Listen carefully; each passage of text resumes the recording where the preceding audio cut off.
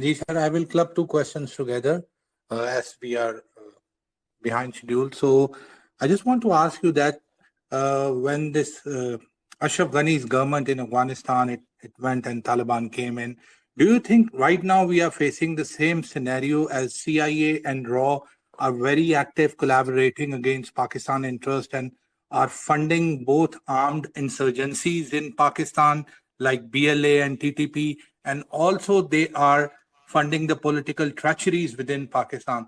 So does this mean that we have like failed in something that they have restarted their attempts in this? You see what is happening in Iran right now. You know that Iranian government had their own policies, had their own problems, they had their own issues, but they had it for the last 40, 50 years since they came into power. But what is happening right now is an orchestrated, foreign-sponsored, CIA, Mossad-sponsored uprising, exploiting the local weaknesses and fractures within the Iranian society. That's what happens. Sometimes the fractures do not exist, so they fabricate it. And sometimes they exploit the existing fractures within a society and the government. So what they are doing in Iran is exactly being repeated in Pakistan also. Iran is the regime. Israel cannot let them have nuclear weapons. And Pakistan is a country which already have nuclear weapons. So Israel destroying Iran is a preemptive war. Destroying Pakistan is a war of necessity. So they are funding everything in Pakistan also. Every political party, every separatist and terrorist group, every media house is funded by the CIA and the Mossad and the Indians. And the fact is that they are able to exploit the internal fractures within our society is simply because we do not have a leadership today. Pakistan is in political turmoil. We are practically a headless country. The country's state bank has been mortgaged to the IMF. So we are totally controlled by Geeta Gopinath, another Indian working in the IMF.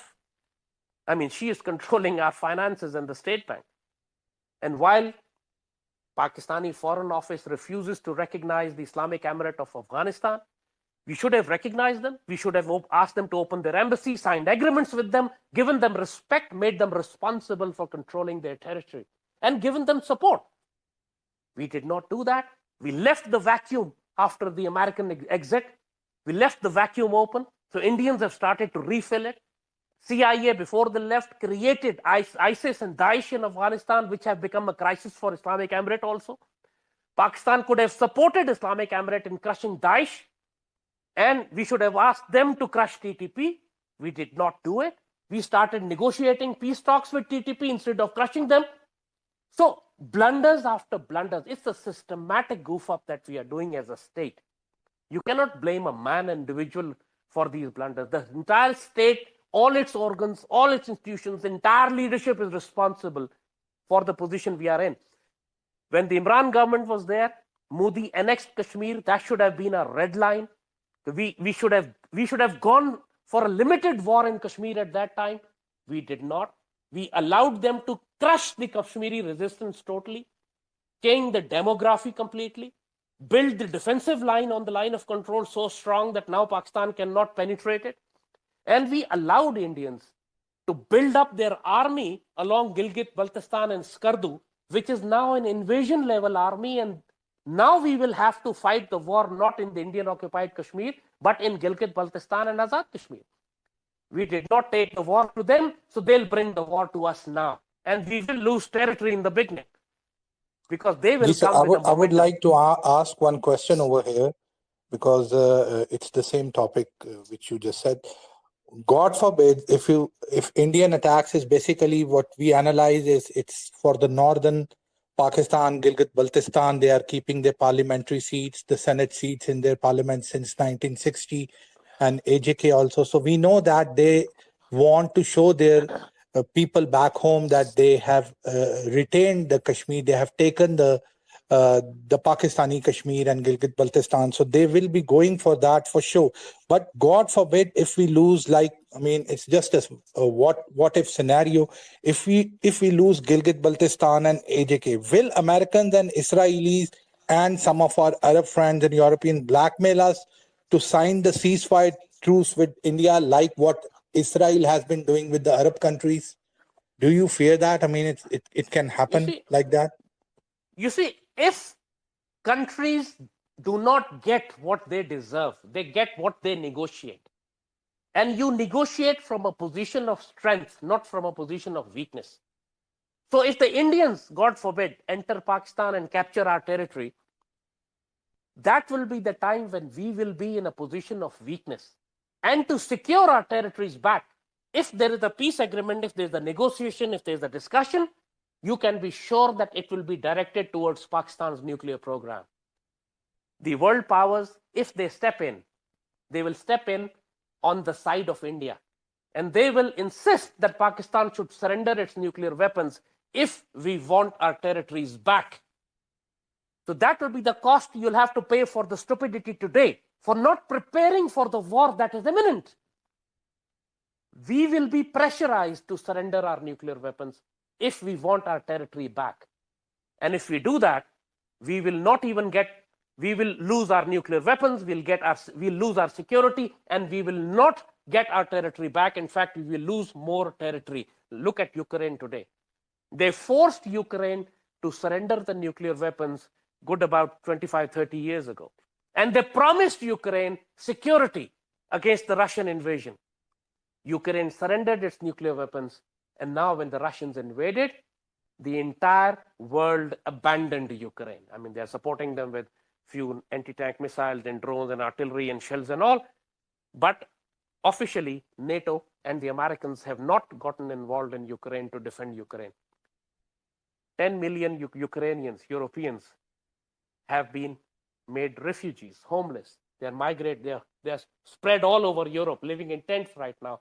Well, just a few weeks ago, they were living in their palatial villas and homes and apartments in Ukraine.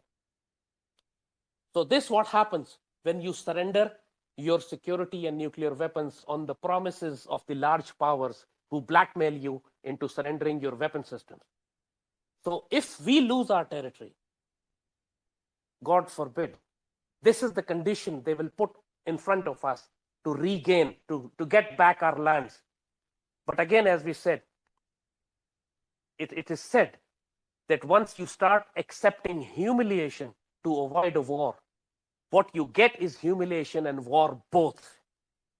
So we did this blunder in 2019 when the Indians occupied Kashmir, and we accepted the humiliation instead of going to war. Now we have humiliation and war upon us both.